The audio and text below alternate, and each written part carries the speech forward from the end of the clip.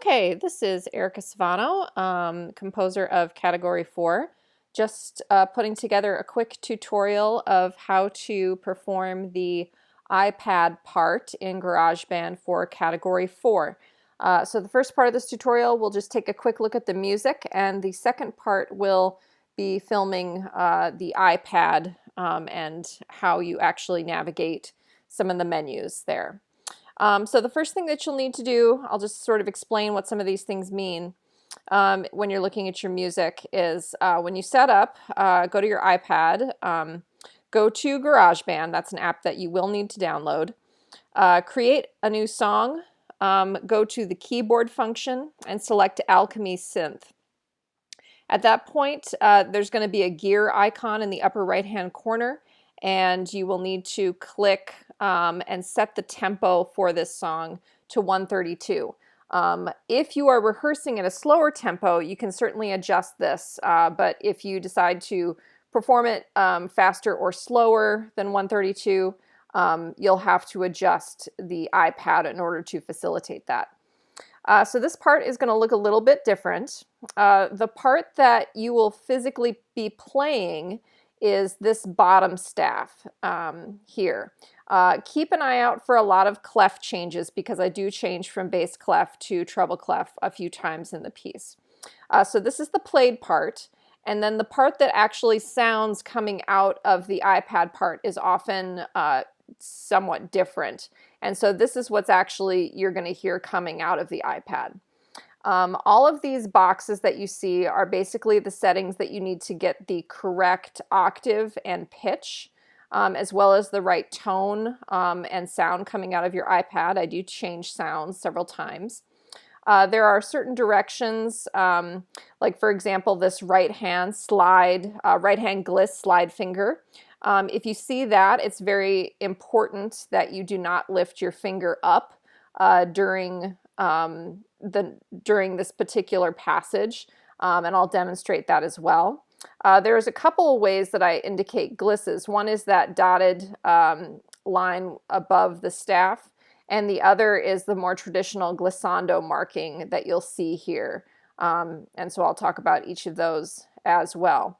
You are going to need to use two hands on the iPad, so make sure you get yourself set up so that either the iPad is flat on your lap or maybe a music stand, and you're able to sort of navigate this.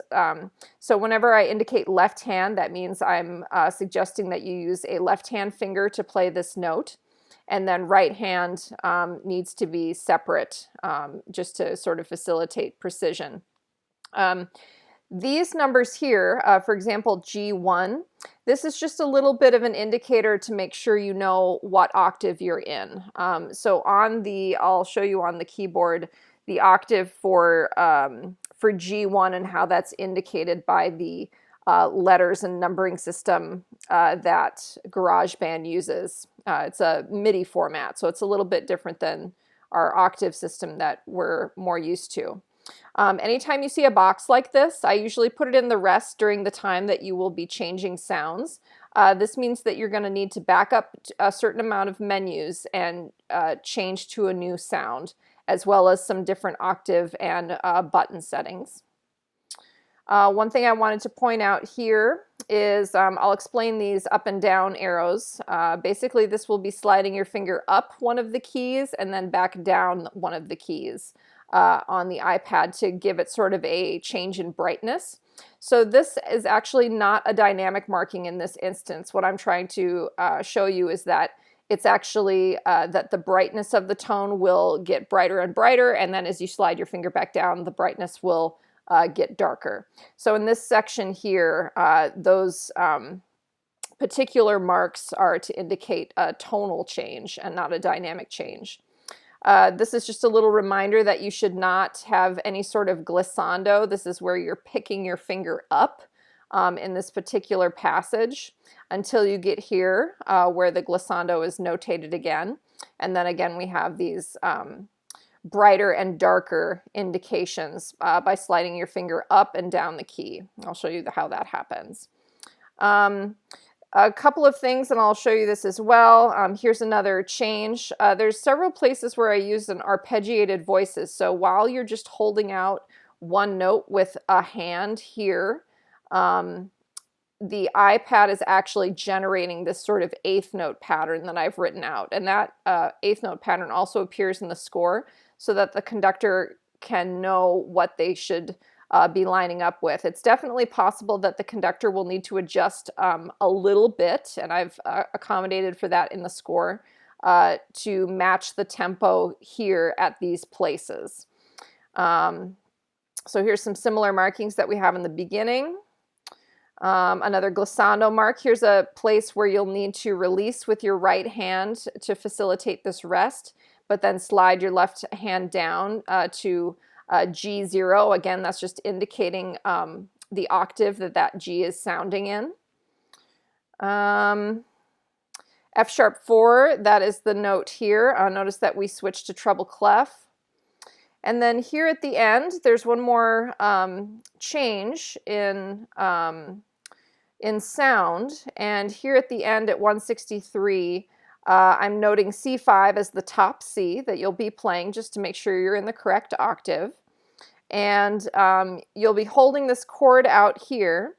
The final bell and percussion note will happen right here on this downbeat. And when that note sounds, you should release, and then there'll be quite a long diminuendo and sustain where the sound actually dies away gradually. So allow the sound to actually go ahead and fade in that place, and the song actually will go a few more seconds beyond this beat right here because we'll just have a lot of decay as the song ends. Okay, we're going to go ahead and take a look at the iPad. Okay, we are going to check out the iPad now. So if you haven't already, make sure you download GarageBand and then open that up.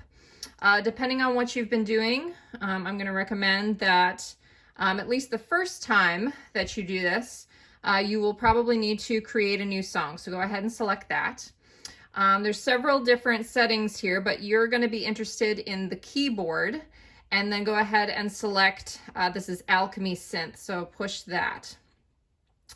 And then I'm not totally sure what will come up for you, so you'll have to do some selection here based on what automatically opens. The first thing you're going to want to do, and this is in the box at the top of your part, is to click this gear icon, which is your settings. So go ahead, click that, and you're going to want to adjust the tempo. So click your tempo and then increase the tempo up to 132 beats per minute, or whatever tempo you are rehearsing or doing this at. It's certainly, you can go in and change that at any time if you need to. And then we need to get our correct sound. So the first sound that we need to look at is when we're changing sounds, you want to use this this center button here. So we'll click that. And here we've got some menus. So I'm going to click the first menu. We're in the Alchemy Synth menu. Actually, we can go back to our main category. So that's where we see Alchemy Synth. We're going to select arpeggiated, like it says in the part. And then we're going to go to fluid motions. And we're going to select that. We're going to click done. After that, we are going to make a couple of other things. So we're going to select dark arpeggios or dark arps, which is already selected. We are going to select our octave as -1. So I'm going to push the down arrow one time to select -1. And then I'm going to make sure here in this middle box that pitch is selected. You can change this from pitch to glissando to scroll. But you want to have it on the pitch setting for this first part. You are able to adjust the volume. I'm going to go ahead and turn the volume up on the iPad right now. You can use the buttons, but you can also use the slider up here at the top. So I'm going to turn it all the way up for this tutorial. But if you do need to adjust for dynamics or balance, that's one way to do it. Another way would be to run the iPad through a foot pedal. So you may need to experiment a little bit with that. Okay, so we start in our part with G1 in our left hand. And so when you see here, you're going to see down here that these C's are labeled. So C1 starts here, and the whole number 1 octave is here. So when I say G1, I want the G that's in this particular octave. If I wanted G2, here's our C2, and here it would be G2, and then up here is G3. So the octave really starts at the C. So that numbering system will be consistent for the rest of the part. So here we go. What you're going to do is when the conductor starts is they'll maybe start 1, 2, 3, 4, giving you a prep, and then you will enter on the downbeat. So I'll play this first part. It'll sound like this. Okay. After that, you're going to take your right hand and you're going to add an A flat. It's going to have to be very precisely on the beat for this to work. So make sure you practice this. So here's the first several measures.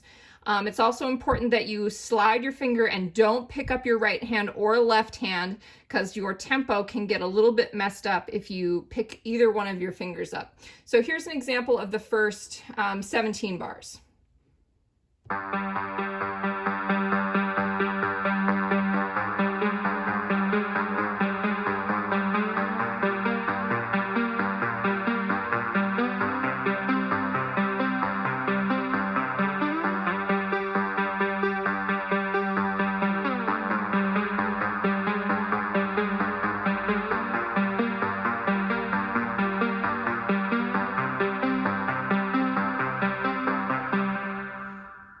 Okay, I released a little early, but that's okay. So that's how that first passage will go.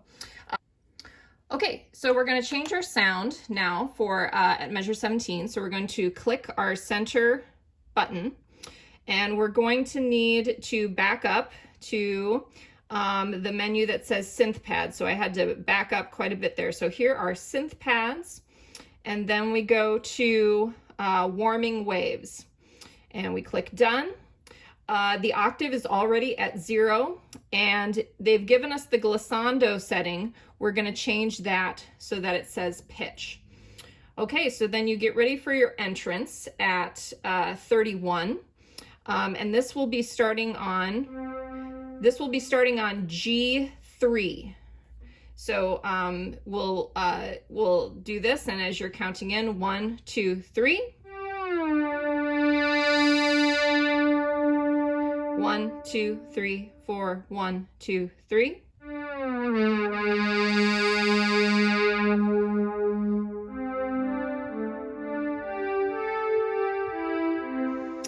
And continue from there.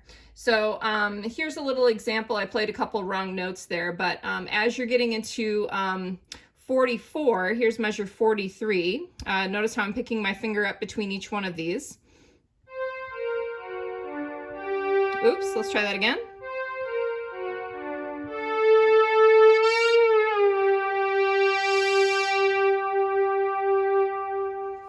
Okay, so if you are able to practice, you'll do better than I did with a little bit of practice, but that changing of brightness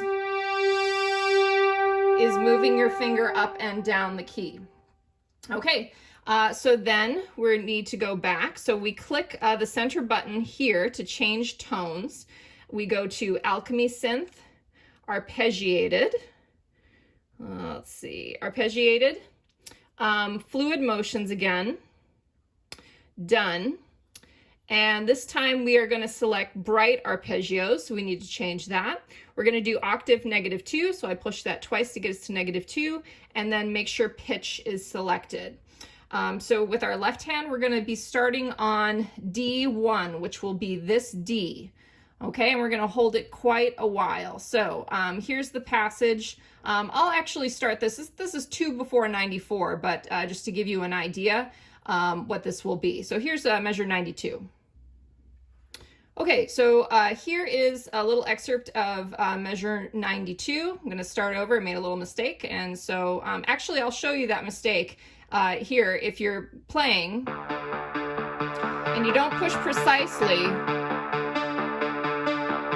the output's going to be a little different. So you're going to have to be pretty careful about when you put your finger down. You're going to need to be very precise. So let's try this again. Here's 2 before 94. 1, 2, 3, 4. 1, 2, 3, 4.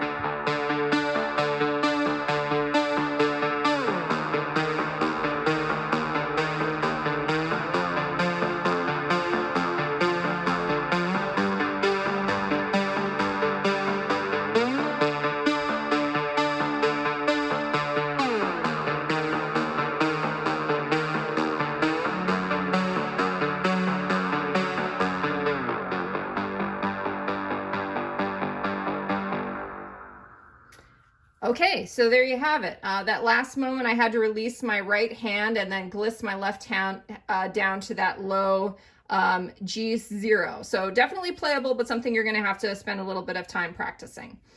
Okay, going into our last one, we need to change sounds again. So we go back to Alchemy Synth. We go to Soundscapes, and then we go to Smoky Bells. Let's go to that. And then we select, let's see, so we're done selecting our sound. We're gonna select High Tones 3, which is this one right here. We're gonna do Octave plus 1, which is already sort of in there. And then we're gonna make sure that that we're on glissando setting, which is also already there. All right, so here is, we start on F sharp 4, which here's our C4. So here's our F sharp 4. And here is the passage after 143. 1, 2, 3, 4, 1, 2, 3, 4.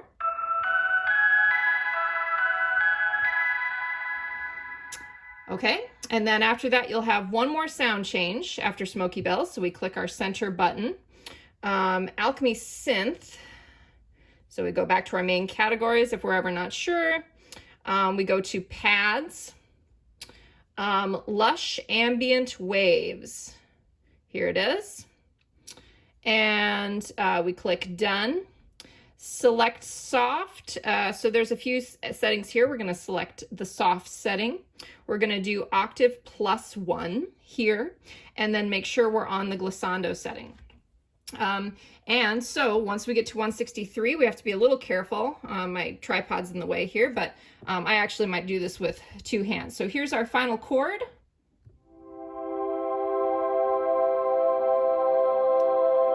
And that just sustains for a while. Here's the fermata, we'll say. And the final cue for the percussion note, we release.